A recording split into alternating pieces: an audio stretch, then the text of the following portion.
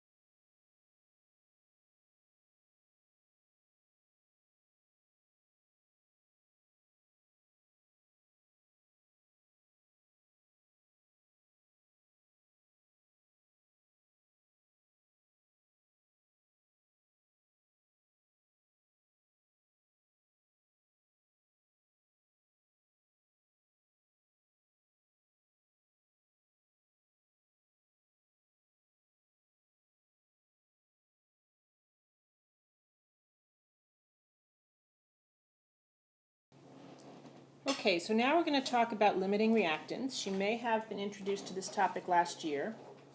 We're going to talk about it again, and we're going to use this picture. So let's look. Here we have a mixture of hydrogen and oxygen in this box, hydrogen and oxygen molecules. They are mixed together, and they're going to react. And when they react, they're going to produce water molecules and oxygen molecules. We're going to write an equation based on this picture. That's the first thing we're going to do. So let's count how many hydrogens do we have here. The hydrogens are white, so it tells us down here we have 10. 1, 2, 3, 4, 5, 6, 7, 8, 9, 10. 10 hydrogens. So I'm going to write I have 10 hydrogens. Now, am I still recording? Yes. Let's look over here on the product side. I have hydrogen in my water.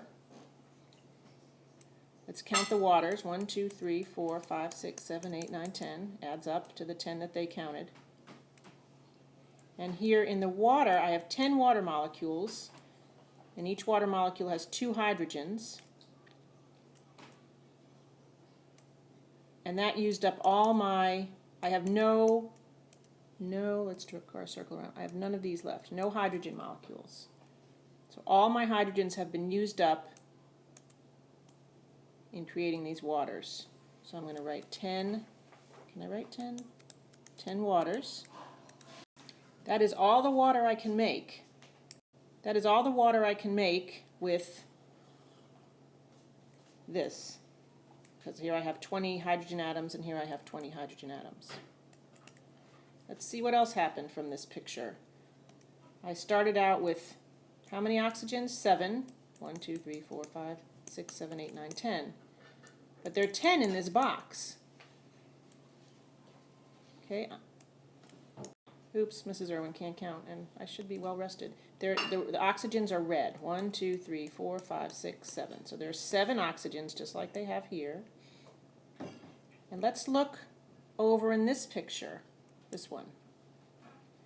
Here we have 2 oxygen molecules left. So if we started with 7 and we have 2 left, 7 minus 2 means that we used 5 oxygen molecules when these reacted. So if we used 5 oxygen molecules when these reacted, that's how many reacted, 5 oxygen molecules. So this is the equation that we would write for this picture. We had 10 hydrogen molecules and 5 oxygen molecules react to make 10 water molecules. Here are the 10. I'm going to draw X's through them. 1, 2, 3, 4, 5, 6, 7, 8, 9, 10. These that I'll circle in purple, these did not react. They are left over. These were not used that I circled in purple. So they're left over. We don't include the leftovers in the reaction. We only include what reacted.